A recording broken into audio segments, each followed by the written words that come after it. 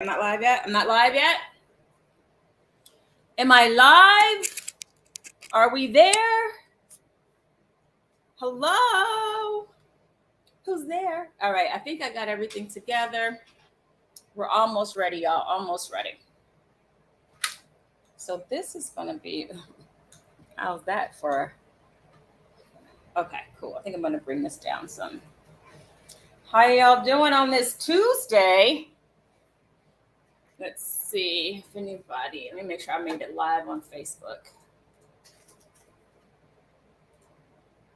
Y'all ready to talk about episodes? Let's make sure. Make sure it's public. There we go. Awesome. How y'all doing over there on Instagram, Facebook? Getting ready for y'all? Y'all ready to talk about these episodes? I can't believe. I'm gonna bring this camera down some more. Okay. Hey y'all. Yes. What's up, Harper?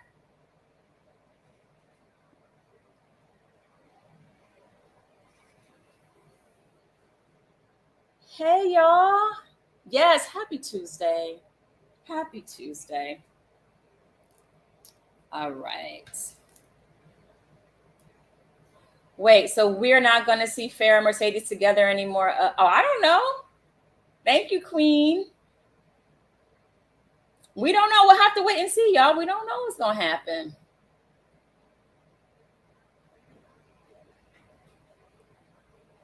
DJ Ready Beats, what's up?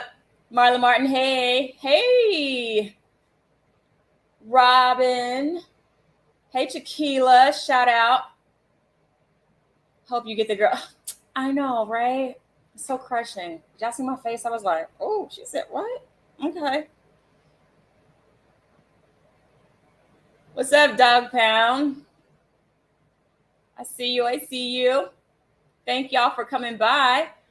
Oh, my hair is good. Thank you. Is it the reality pot? Did I say your name right? Did I say it right? Okay. Wait, this episode got me on the edge. I'm finna go buy the Pynk. Who wants to buy the Pynk, y'all? Come on, let's get a GoFundMe for. We're gonna buy the Pynk. Hey, okay, y'all over here on YouTube. What is up, Miss Glenda? Teresa, is that right? Let me know. Type in here. Did I get it right? Teresa Whitney or Teresa? Teresa. That feels like I got it right. Tell me which one is it? Teresa, number 1. Teresa, number 2. Oh, Reverend. Okay, Reverend Cherie, you ready for me to bring you in here? Oh, I see her. Okay, hold on. I'm about to put her on the stream. Boop. There she is. All right. Okay. And here it goes. I'm gonna chop off my head in Instagram. Hey, everybody. Okay, hold on. I can't hear you. Oh, I forgot. I got you plugged in right there. I'll hear you when you come on Instagram. I am here. I'm here. Oh, look at this. Hey, here. Hey, everybody. I know these bangs are not trying to be my friend today. Okay, that's not bad. Teresa, I got it. Number 1. Thank you, Teresa. Hello, friends. Can y'all hear okay on YouTube and Facebook? Is the audio okay for you guys? Yeah, we would love to know. Instagram, I know y'all good over here on Instagram. Ooh. Emmys for Ensemble Cast. Come on, right? We'll take it.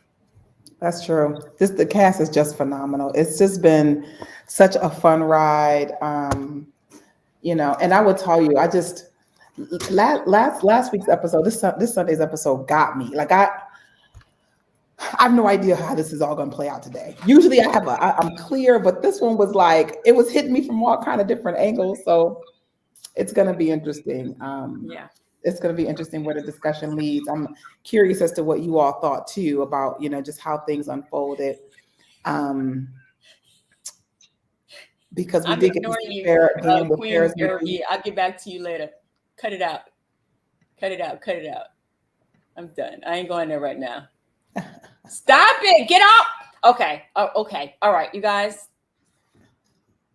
Farrah was going through transition. Okay, you guys know what we do, right? When we We're talking are about the new dude. girl, okay, I am getting it from every side about my. I thought it was cute, but y'all are hilarious and y'all are rude. But no, it's all good. It's all love. I appreciate all of it. It's all of it. But So if y'all got some wigs y'all want to send me, y'all can send me some wigs, and I will definitely try them on. But I I really thought love that the she work was that rocking the Arlene short did. dude. I thought that loved she it. was rocking the short dude. Me Yeah. too. I did It was too. an interesting stage, and I hadn't even thought about it like that. Like she was going through some things, and you know, that's what you do when you're going through some things for sure. Exactly. She said it's a Tyler Perry movie. Tyler Perry does not have cute wigs in his movie. That and it shows that is not nice. You guys, Yeah, but I agree. I agree that let's it is. appreciate I the good think it stuff. was more. I think it Yeah. was more jarring just to see like it, and it. You almost needed it to be her to be different because Yes. it was different. She was different, and she had stepped into her. She had stepped into her new space, and just I missed a little bit of what you said. You know, we are here talking about P Valley. Oh, yes. Um, Welcome. Conscious Conversations. Welcome, y'all. I'm sorry we started without even welcoming y'all. Y'all, I welcome to think I Conscious got it right. Conversations. I'm Shamika Cotton. I play Farrah on P Valley. I'm Reverend Cherie. I am just here to talk about all the good stuff. You know, one of the things that I think is super cool, Shamika wanted to have these conscious conversations about this show, and what a perfect idea because this show has so much depth. And just hats off to the writers of the show who deliver week in and week out. And sometimes sometimes I don't realize how you can tell how skilled a writer is when you get lost in the story, right? When you just forget that you're watching, you know, fictional work and you just get lost in it. And they knock it out the ballpark every single time.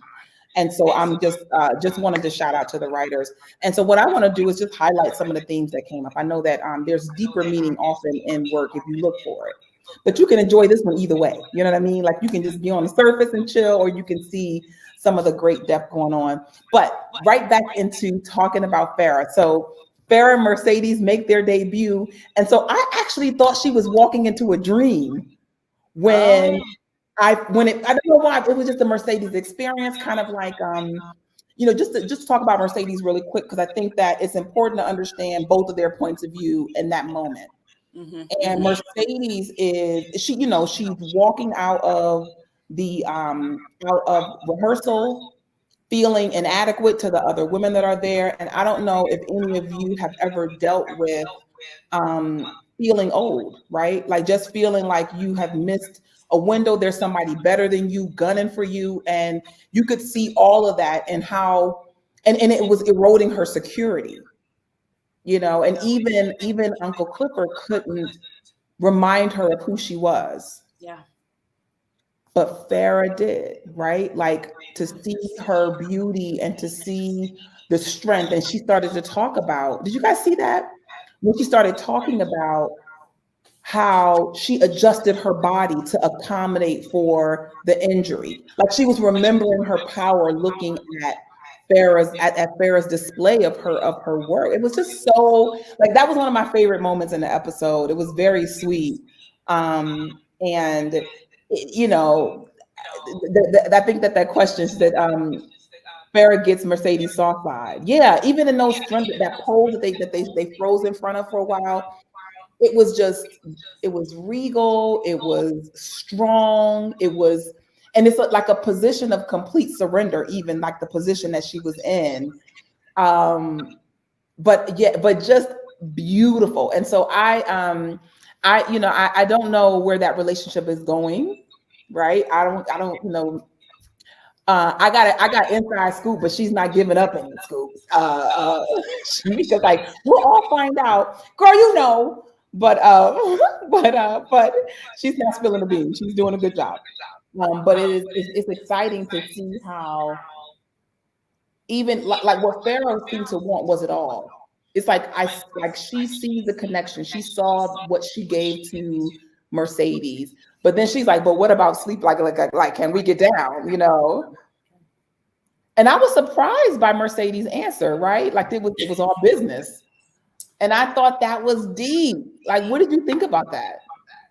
Well, coming from Farah's perspective, that was a little bit of a punch in the gut. You know, when you think about this display that she's created of photos and art of Mercedes, you would think that she wants something, in return, not as, you owe me, but like, it's like that gesture when you're trying to win back somebody that you love or someone that you're in a relationship with. I think it's also part of seeing her beauty, but also just this really huge romantic gesture as well. And as Farah, yes, it was a little bit of a punch in the gut, but as Shamika, I thought that it was beautiful for Mercedes to draw lines and start to understand her power and start to, take control in that way.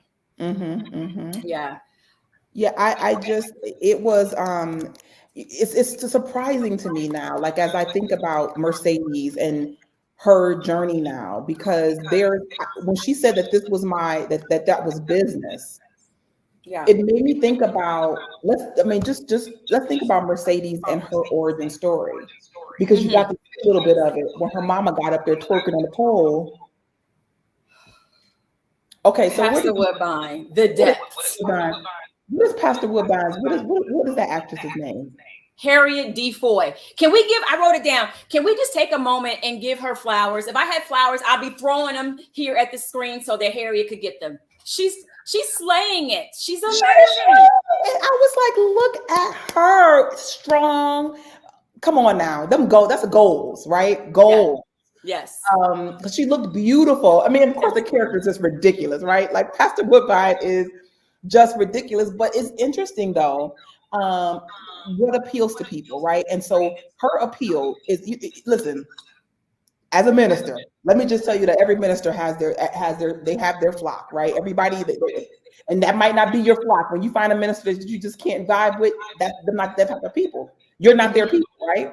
And so, but she can connect to somebody who's like, she's not faking it. She's, she knows where I come from. And so there was something about it that as I was looking at it, like, what is she doing? It was, this is who she is.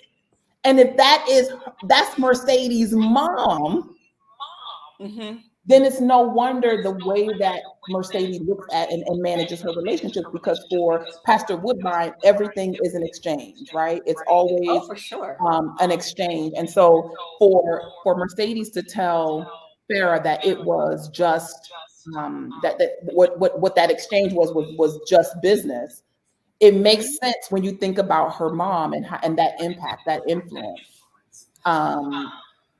So that part, when I just kind of realized, like, okay, wait a minute, I forget who her mother really is.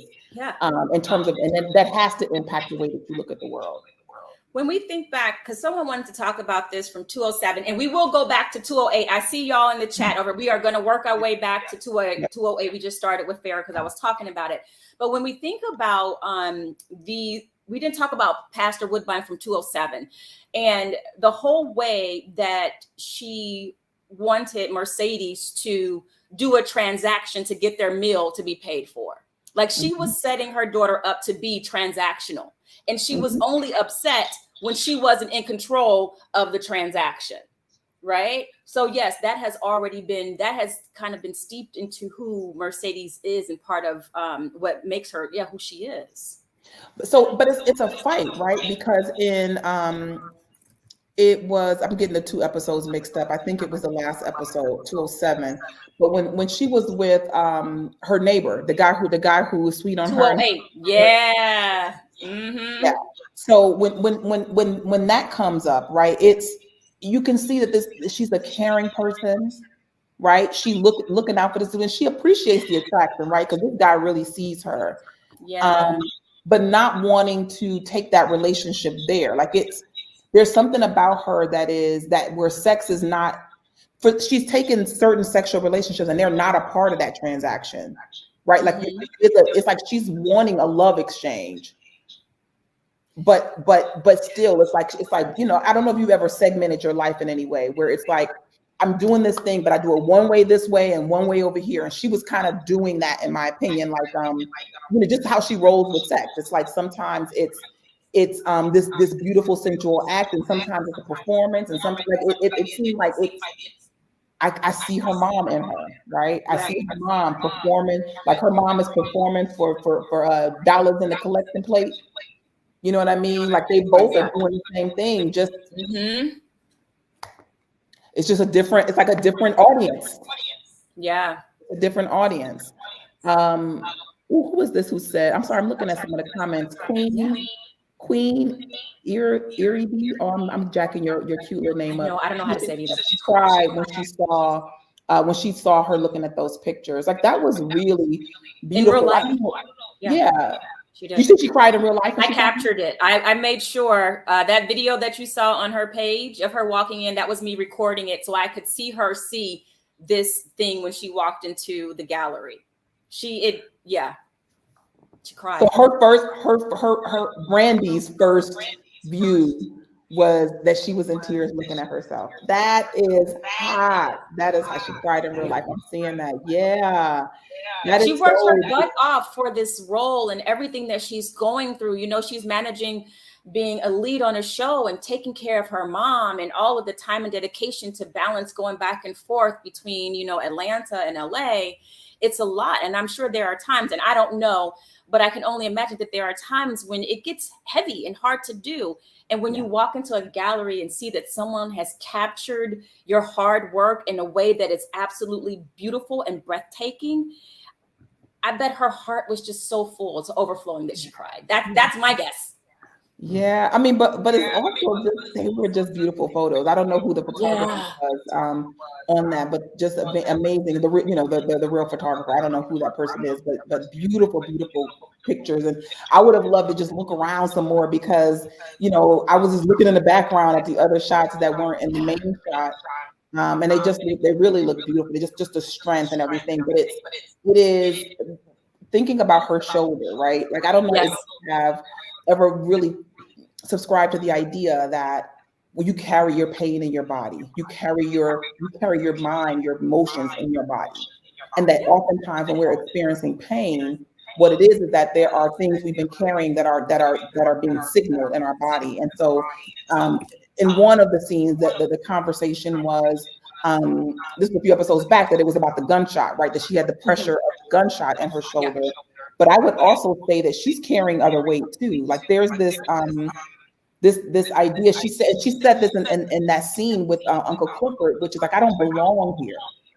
Like I don't belong here. I should have left. She said 5 years ago I should have left, right? And so this place where she can't find her place, being with Coach. I'm back. Being with Coach wasn't her place. The Pynk, which was, that was her spot, is not her place. She doesn't have a place, like the place with her daughter is not her place yet. You know what I mean? Like it's like she's trying to find her way. And so it's interesting to see how she's finding herself, because it looks like somebody said that Mercedes and Mercedes would have been a good, Mercedes and Farrah would have been a good couple match. But I don't think that's her place. You know what I mean? I don't think that like she said, it started as a business transaction, and she said it was a little bit more, but it started as a business transaction. She wasn't seeing it that way anymore. Miss Quad, she asked, why would Farrah be disappointed? Because there is a sense, because remember you asked me, well, you left that money on the nightstand. Why would I be disappointed that, she said no? Because rejection is rejection. You know what I mean? It's a form of rejection, whether or not, the sex with Mercedes was a form of power or an expression of romantic love, it still is rejection. And I think it was definitely like an ego bruise, right? You know what I mean? So good question, Miss Qua. Yeah, so we didn't discuss last week's episode, right. And even that scene, Miss 2 to 2 says that 207 was shot beautifully when Mercedes was in the mirror and saw her as Woodbine, and at that moment you can see how generational curses can continue. So that's when she was with her daughter, and they were going to the clinic to make decisions. And I think that watching her you know, in some ways give up the ghost, right? Like there, Mhm. there's all of this. I think that she really does need to look at herself. And so Farrah made her look at herself, right? She made her look at her beauty and look at her strength. When she was in the peak, she was looking at her weakness. She was looking at her shortcomings. She was looking at being at you know, the competition that she felt around her. And she couldn't even see Uncle Clifford rallying, you know what I mean, rallying for her and Mhm. cheering for her. So it's interesting. It's going to be interesting to see how Mercedes' story unfolds. And we have two. What do we have? Two more episodes. No, we only have one episode left. Like It's just I am just like one. gasping, like, what am I gonna do without you guys? Like I was telling someone about how like I was so grateful to be able to work on the show. Like that was the gift. But the bonus has been interacting with you guys. Like I didn't know this was gonna be a part of the journey, and it has been a huge blessing to me. And so I'm just like, wow, just one episode left, y'all. Oh my Reverend God! I don't Sheree, know. I want to ask you about that. Wait, what did you just say about Mercedes? Oh crap! Oh, it left my brain. What did you just say Oh, I'm horrible at that. about I was talking Mercedes? about her. What do you mean? The journey, giving up the ghost? Okay. Oh, this is what I wanted to ask. So she's looking around this place and she's trying to see where she belongs, and she's having a hard time fitting in and really feeling powerful. And I feel like this seems like a common place that people find themselves in when you have identified so strongly with the roles that you play in life, and Mhm. then when these roles start to get shaken up and shifting in some way, it starts to make you look within to really see who you are. And so I like to think that even like those pictures in the gallery, not to keep going back to the gallery might seem, but I like to think that those pictures were also a way for her to start to look within and to see who is she outside of all these other parts. And once she finds Mhm. out who she is internally, I wonder how that will change her. But I feel like, she's finding herself. Yeah, I mean, so Mercedes, I think, knew that she was not going to retire as a stripper. Like it was, meaning that it wasn't going to be this long-term thing. Yeah. And, you know, what I see, I definitely see and understand where you're coming from too, but I also see like when a plan goes awry.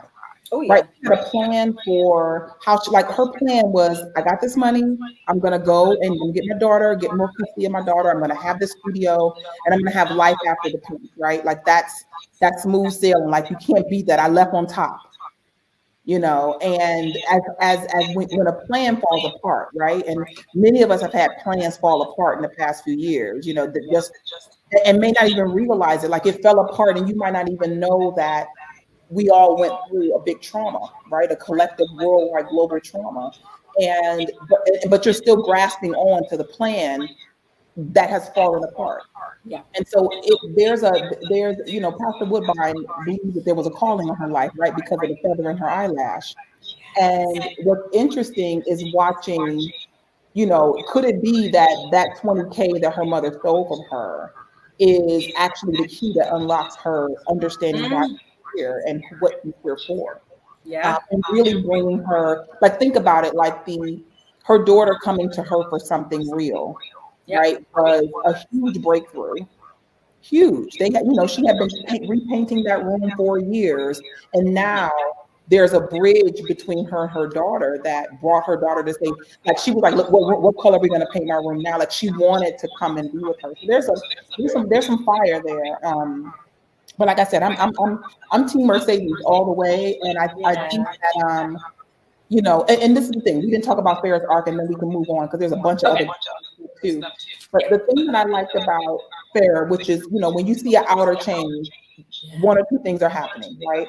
So either I'm trying to pave the way for an interchange, or it is expressing an interchange, right? So I think that it can go both ways. And I don't think it's always where, you know, because I changed on the inside, now I feel different. Sometimes you do it on the other side. You ever do that? Like put on something real pretty because you feel like crap? You know what I Yeah. mean? Like that, looking on I'm starting on the outside. I don't Yeah. care how you get there. I really don't care how you get there. But I thought that that because her work had been in the dark, the desire, the photography, all that had been in the dark. And So Mercedes was a light pole for her. Like what do you call that? Not a light pole. In the The water. lighthouse. Yeah, a lighthouse, right? Where she was able to find herself. Yeah. And then we see on the other side of it where it's like, I don't need coach. Like I've found myself. Yeah. You know, and so that's a beautiful space to be in, even though it looks like it's not a tragedy. She didn't think, she said, why you give up that paper? You know what I mean? Like that was why, that's Mercedes, like, why are you gonna give up all that good money? But for Farrah, it was what she gained was so much more. So much more. Yeah. But I'm just looking at a couple of the comments. So yeah, I know that there's so much. In the last episode, I think we probably need to go back a little bit because I said we were going to talk about roulette and we were going to talk about roulette and whisper. Absolutely. Because you know that roulette got interesting last week. I was just kind of like, I don't know this girl. I feel like, you know, this new character, I'm not feeling her. She got interesting. I was like, roulette is fire. She's crazy though. She's crazy. But the thing that was interesting about her is that there's a code that she lived by. And it seemed like she didn't live by the code of, she didn't live by Uncle Clifford's rules, right? She broke all of his, you know, she broke many of his rules, right? She was dealing with, saw the drugs and didn't tell him, dealing with one of the bouncers, having sex in the rooms, like all of the things that he says aren't his rules, and almost now pimping out Whisper, right? No, she ain't almost pimping out. She pimping. And you know, that's it. I think in terms of the story, that is something that Katori and the writing staff is something that they're bringing to light. You know, they're doing this take on, sex workers and the idea of, usually we see the male pimps, but what we're seeing in 208 and 209 are female pimps. Like you think about the name of the tour that Trina Snow, I forget the name of the tour, but it was a play on Pimps Up, Hoes Down. So it was a play on that. And the women are doing it. Yeah. So when she was, so at first I didn't see it as, I saw her as being a friend, right? Oh. And I'm like, yeah, she's trying to help her friend. Now this is me. I do that sometimes. This we're all rose-colored glasses. Yes. I'm like, oh, she's gonna stay there with her. While, you know, to make sure she stays safe. It wasn't until like literally when she pulled the gun on him. So this is the scene where Whisper and Roulette are in the hotel room, and the guy who's, you know, said if, you know, he would pay just to have sex, not even have sex with her, right? Just to have oral sex, right? And he would pay or whatever. And for whatever reason, at the end of it, he's like, I don't want to pay it. Like, I'm not paying up what I said I would pay. And so so now that's when Roulette comes out, and we see why Roulette is her name, because she plays the game of Russian roulette. Now, was it at the end of the episode? Because I'm wondering, was she really playing a game of roulette, or did she know where that bullet was?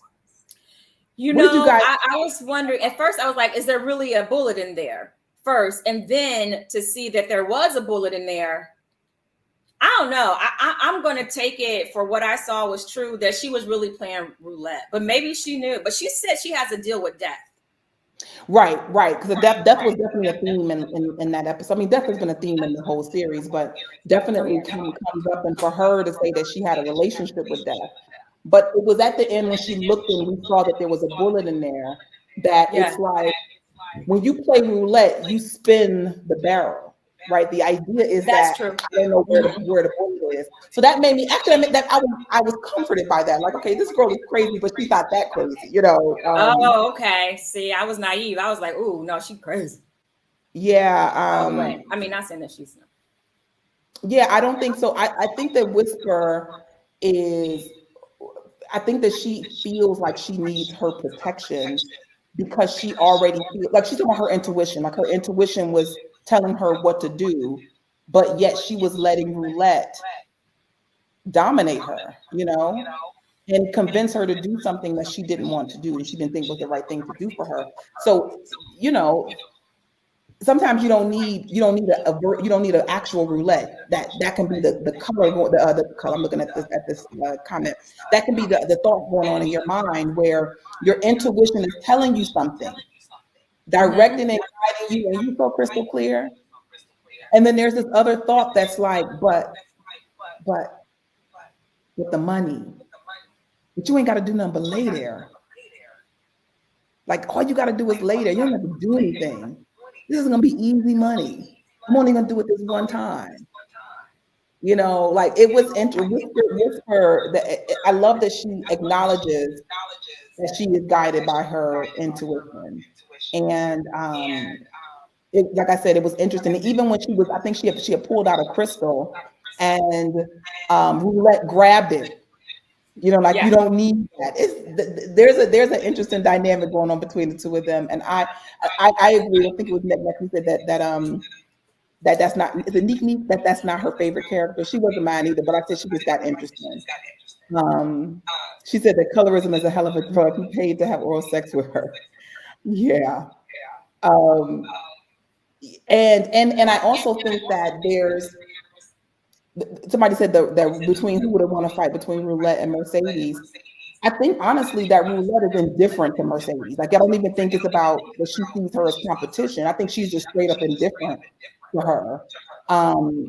Interesting, like I said, I think she's an interesting. Roulette was hating on Whisper because he wanted oral transaction with Whisper and not Roulette. I definitely think that it was some hateration going on at first, but the domination part, like it wasn't just that she stayed there. Like I said, I thought she was being a good friend, that she stayed there, but it was also rescuing her when it got dangerous.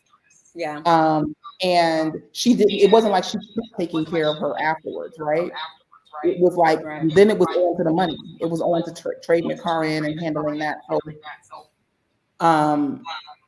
her intuition should have told her not to have that man laughing at her box. I agree, and I think she did. I can't remember exactly what she said, but I feel like that my memory is that Woodford didn't want to do it. But she said her intuition was telling her that this wasn't right. Right, exactly. Yeah, I'm with you, Queen. I thought that Roulette is like just that negative thought on your, the devil on your shoulder, that negative thinking. I definitely think Roulette was playing that role. And like Warrior said, let's not forget, and like Whisper's not like this total like innocent victim. She has a drug problem. She's a cokehead, right? So that's clouding some of her decision making. Like her intuition is telling her one thing, but her ability to follow through on that intuition is clouded by a number of things. That's true. That's true. She stay high. Stay bumping it up. So this is one of my classic. This line, this came out of last week's episode, and I think it just carries over. And like I said, I know we got other characters to talk about, but Uncle Clifford said something that was, and Mercedes had an exchange. I had to write it down. That's how good this exchange was. So when she first was in the pink, and I don't know if y'all remember the painful scene where she was on the pole and failing. It was just her. Oh my God, that was so horrible. It was so painful to watch. It reminded me of a scene from the 5 Heartbeats when Eddie Kane tried to sing again. Eddie Kane moment. No, you didn't call it an Eddie Kane moment. That's gold. He tried to sing again and he couldn't sing. That's how I felt for Mercedes. Exactly. But Brandy is gonna love that. What Uncle Clifford said was the problem is not in your shoulder, it's in your head, right? Mm-hmm. Talking about, Mercedes and her issue with her shoulder. And then Mercedes says back to him, the problem is not in your head, it's in your hands. And so, I'm nervous about my battery life. So what was deep about that was that, because it was very true. Like there were, sometimes the problem is in your head, right? And it is like the way you're thinking about something needs to change. The way that you are seeing something, so you're seeing yourself as a victim. You're seeing yourself as a failure. You're seeing yourself as not having enough. And so it starts to show up in your body, world, and affairs. But what Mercedes said to him is very true, that sometimes there's something you can do about the situations in your life, that there's something that you can do, it's in your hand to do, but you're not doing anything. You're too afraid to take any action, but you have, I don't know if you ever prayed for something that you already know how to do. Anybody ever prayed for something that you already know how to do? You already What have you the mean? resources for. What's that mean? Oh, what do you mean by that? Give us an example. You want God to deliver you from a job. Let's just say that, right? Let's keep it on. Like, I don't, but you know how to leave a job and find another job. Right. In your hand, you just won't do anything about it. Yes. Mm-hmm. It's in your hand. So they're like saving the pink is in his hand, meaning go and deal with Autumn. Go and deal with the people that you know. Don't just stand here and talk about how you're trying to take away the pink from you. Mm-hmm. You know what I mean? So there is that you have to sometimes you got to get your mind right, and sometimes you need to decide to take action. Mm-hmm. Yes. People raising their hands in the chat saying that's them. Mine's raised. I've been there. Of course. Yes. We all have been there. Mm-hmm. Yeah, I mean, you gotta pay attention to which is which, right? Because there's sometimes when it's like things aren't clicking, and it's like, is it my mindset or am I not taking action? And I think that it often is one or the other. It's not both. It's one or the other. But when you are working with God, when you get in prayer, right, or when you get into declaring what you want, setting a goal, that's a God exchange, whether you call it that or not. There has to be an expectation of fulfillment, of success that comes along with it. And if you don't expect to be fulfilled, then you will be fulfilled and not do anything about it. The answer is right there. It's like not Mercedes, it's like Keyshawn and her ability to leave her husband. Like the door is open, the window opened up. There's somebody beat a wall in. All of these escape routes for her. But she does not want to do what's at hand to do. Maybe you can be both because it is a mental reason, right? Like it's a mental thing. Yeah. Can I also interject? Because I wrote down a line in relation to this. Big L, when Big L and Uncle Clifford and just in 209, we're going back and forth in between the episodes, y'all. I know y'all can keep up. So Big L is talking to Uncle Clifford and he says, you don't see it or you're scared. And that's why people keep taking your power. She is letting people take her power for whatever reason. Yep, over and over again. Mm-hmm. Let me see what's happening in the chat. Big L is fire. We'll cut exactly. That broke my heart. I was like, no, Big L, don't leave. Like, I feel like Big L and Uncle Clifford, like I need them to stay together and take care of each other. That's how I felt. I was like, please, y'all, don't do this. Please don't do this. We need Big L there. I didn't want him to go, but I did think that he was putting the Pink in jeopardy. Okay, yeah, right. Pills. And I think that needed to be addressed. And it was like, there's a line that Uncle Clifford had. Yeah. I mean, who knows how his mom died? Like, did his mom die because of drugs? Mm-hmm. You know what I mean? Right, we don't know exactly. Sorry, y'all. Trying to get a charger. Yeah, she gotta get this charger, y'all, because we do not want to lose Reverend Cherie. So just bear with us as we go to the chat. What's up, Voyeur? What's up, Star? Saying hello to those I always see. Let's see. Uncle Clifford is swimming in problems, debt, love, and issues. Yes. What's up, Crazy Fox? Hey, Soror. Uncle Clifford's mom confirmed what Mercedes said as well during the cemetery scene. Tell me more about that. Like, write some more in the chat. I can't remember what she said. What did she say? Diamonds and pearls. What did she say? Type that in. What she said. Let me see if I have that. I don't remember exactly what she said. I had to write some. I'm telling you, there was so many gems in that episode. I was writing things down. Queen, you wanted Big L to be fired a long time ago. Oh no. Okay. No. Here I go. I'm back now. All right. Not great, but back. Okay. Getting some juice. Okay, so I don't remember what she said in the cemetery. What did she say in the cemetery? She said, "Don't fight the water. Let it wash all over you." That was when she was in the car, not at the cemetery. Because she says, yeah, don't fight the water, let it wash all over you, but we take revenge. Oh, that's when he was crying. That's when he was crying, right? He was crying. Oh, you're right about that. I didn't write that part down. Yeah, but that water, let the water wash over you was a hot one. Yes. she told him not to wipe the tears. We don't cry. Yeah, that's the same. So we're talking about the same scene. That's what Beulah said. But I think Diamonds and Pearls was talking about at the actual cemetery when Uncle Clifford poured out a little libations, saying, "Please don't take her grandmother." Also, Keisha says that Uncle Clifford asked for grandma to be spared, but what did the mother say in return? Oh, I don't remember. Someone knows, type it. Yes, We'll come back to it. But I'm loving the mom. I'm just loving that she's showing up in these wonderful. It's so poetic and so beautiful. Like the quality, and not just because I'm on a show, but the level of storytelling, the way it's happening, it's just absolutely beautiful. So one of the things, this was the scene, this was the thing from last week. I missed you all so much last week. So the thing from last week, because the scene, I believe this is the episode that started with, it may have been the one before, but it started with Uncle Clifford giving Lil Murda a haircut. Was that that was 208, right? Yeah, and so what he did was he wrote in his head murder, right? But Lil Murda, just for some reason that popped out at me. And to see that, like, I don't know if you guys realize this because it took me a minute to catch it, but Little Murda has not in any way told Uncle Clifford the story, right?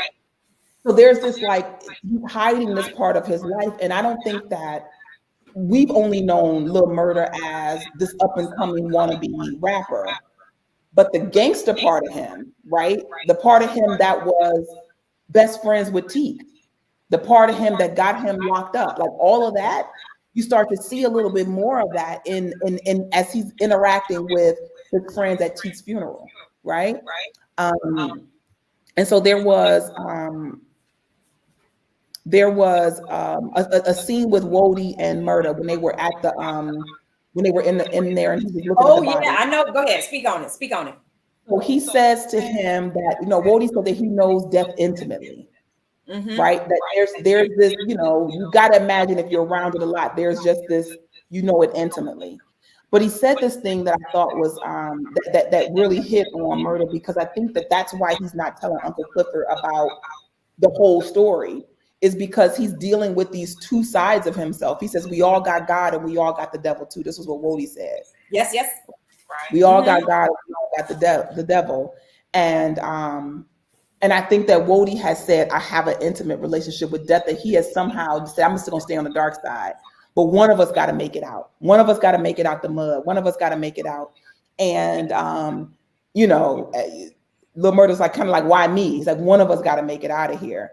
And so I think that there's an interesting thing when we talk about the dark and the light, and that Little Murda's trying to have both, right? He's trying to have grits and eggs and a beautiful breakfast after lovemaking with Uncle Clifford, where that same day he goes and kills, someone who just said that they killed, like, just insulted him. Yeah. Right. That guy didn't do anything to Lil Murda. He just insulted him, saying that and took credit for Teeth's death. And I'm not to say that that's nothing, right? Because he's still clearly haven't unpacked that at all. Right. But that was an extreme. And when the brother begged for his life because he said, I have a baby on the way, and Lil Murda showed no mercy, right? Yeah, that was so hard to see. That was hard. Was that hard for anybody else? Dr. Belton said, Dr. Brenda says, so disappointed in this side of murder. Just wanted him to be pure. I think, they set us up to be so brokenhearted with that. We were rooting for you, like Tyra said. Exactly, right? Like you want him to be good. Like, you want him to have found love and to, all of this goodness that we all wanted for him. But it was like, he's called Lil Murda for a reason.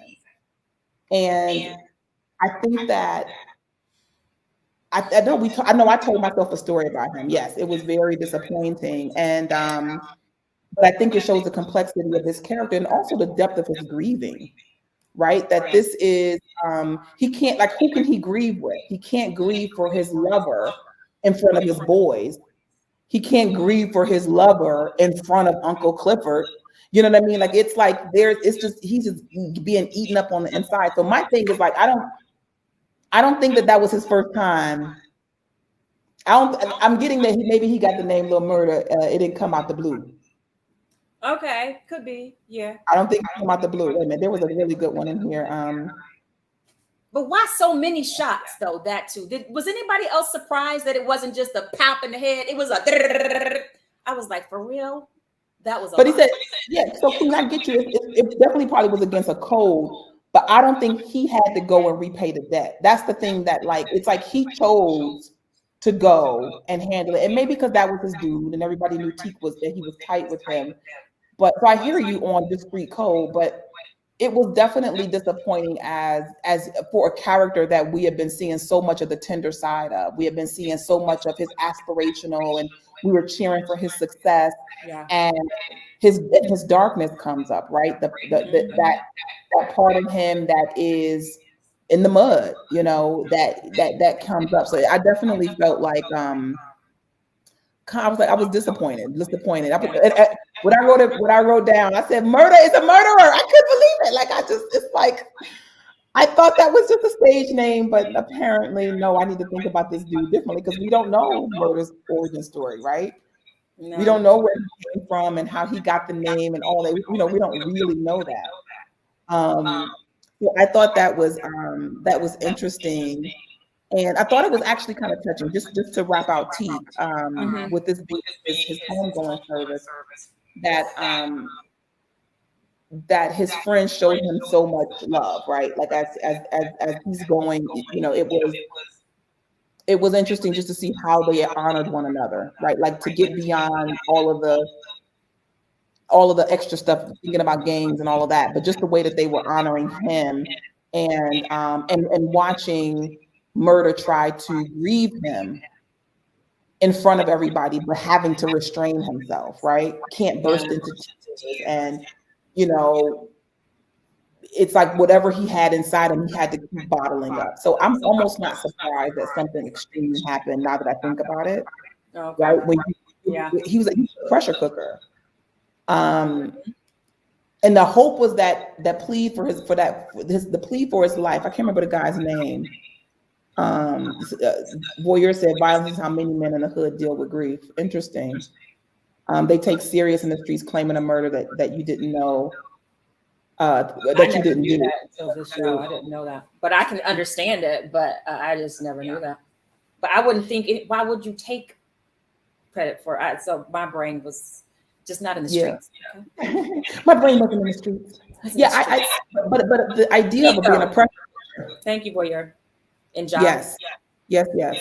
The thing about being, that was the guy's name, right? That he shot was Pico, because we saw Pico's girlfriend, pregnant girlfriend, come to the Pynk in this episode. Mm-hmm. Right. So she's coming, and they all are putting it on Murder. And you know, that's the thing. Like, I was just watching this, like you're your own undoing.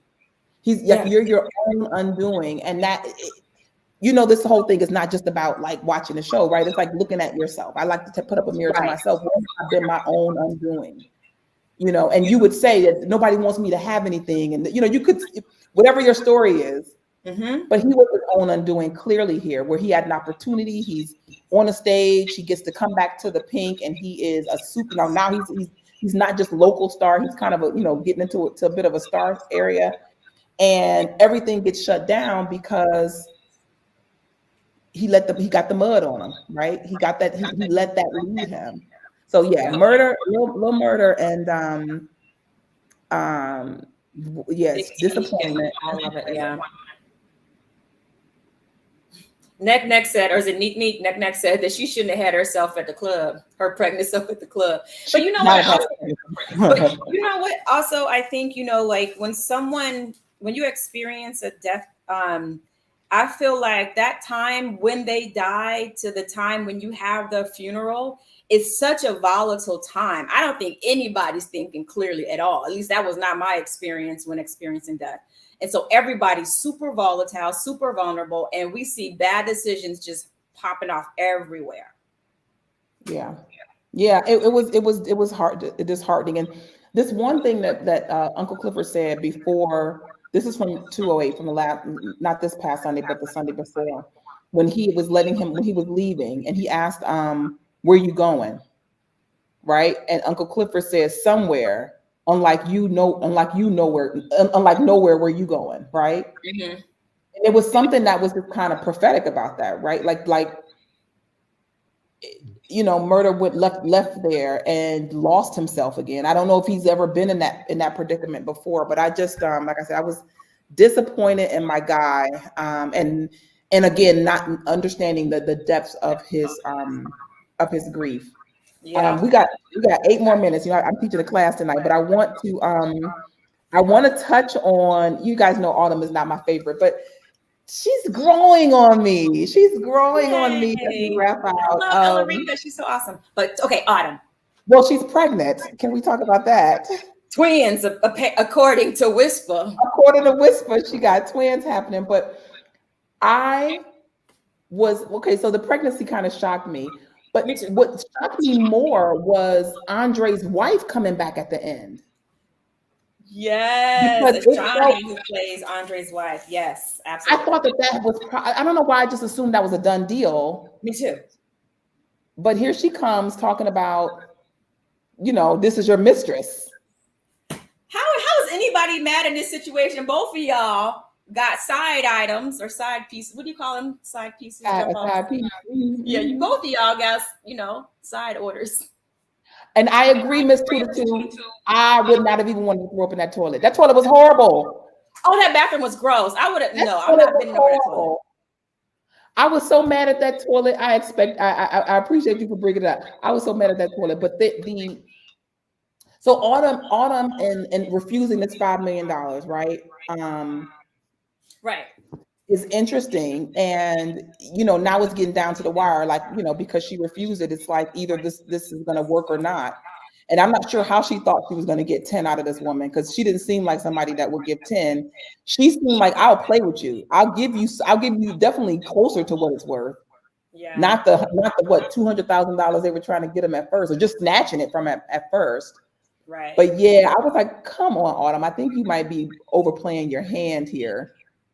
But it is interesting to see how, how willing are you to risk it all, right? Like she could leave Chuckalisa with nothing. Well, she came with nothing. That's why she's willing to leave with nothing. When you think true. about it, the only people that's going to lose are the people who are caught in the crossfire. Yeah. Right. Yeah. So yeah, I was so looking at the struggle for the Pynk. I at least appreciate that Uncle Clifford is showing up a little bit more, because I did feel like he kind of just like threw his hands up and like whatever happens with Autumn is going to be the decision. But I think that there was a scene, I don't know if it was with him and Big L, but talking about the Pynk. Do you remember that scene where Big L was saying he wasn't fighting for it, like that, he was giving up on it, and there was something that I think, as he's talking about his legacy, think about what Uncle Clifford has actually done to save his face. Mm-hmm. Not much. Like in the beginning, he was meeting with people and he was working it, but I don't know. I may not be giving him credit, but I didn't see Uncle Clifford doing anything like extreme. Mm-hmm. I think she's going through a lot right now with grandmother. Yeah, true. It's a lot. I'm sure this is a heavy. One of the lines was about a crown. This is a heavy crown to wear. Mm-hmm. In this kingdom of the Pynk. Real shout out to Janine. I see you all here, Janine. Janine did my makeup, y'all, and she also does Uncle Clifford's makeup. So hey. Listen, Uncle Clifford was crushing the scene. Uncle Clifford's those outfit, the ponytail with the Wakanda makeup. Listen, if I were home, I would have had my Wakanda makeup on. I thought about it. I was like, oh, I'm not gonna be home. Yeah. Oh, thank you for being here. You're doing such beautiful work. I Okay. wanted to, right, so before we wrap up, I know that somebody put in there Keyshawn. We can't go without talking about Keyshawn real quick. Okay. Yes. Yeah. And so Keyshawn has found her open door, right? And what is Diamond's girlfriend's name? The DJ? Big Bone. Big Bone. This is it's too much. That is Too a much. scary little triangle that's happening right there because Big Bone does not look like she wants to give up Diamond. And I She is saw something that Katori wrote. Katori referred to Big Bone as the big bad wolf, right? And we've had a lot of those kind of analogies happening with the Little Red Riding Hood, Rapunzel, those types of mythologies. And so she referred to Big Bone as the big bad wolf. So I'm scared. She better not tell. Oh my gosh. Did you see how she threatened Keyshawn? Did y'all catch that? Yeah. Oh yeah. No. I mean, when she saw her kiss Diamond, like it was the heartbreak, the anger, just flooded over her face was something else. But so it's I'm always rooting for Keyshawn to get out of Dodge. Right.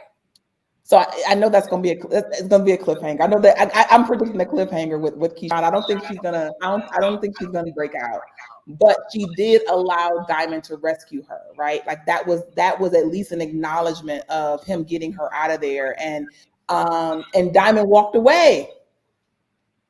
Diamond walked away, and I just oh my gosh, like that I'm nervous. Big Bone made me nervous for her. Like I couldn't even really deal with that as I'm thinking about this woman is going to kill her.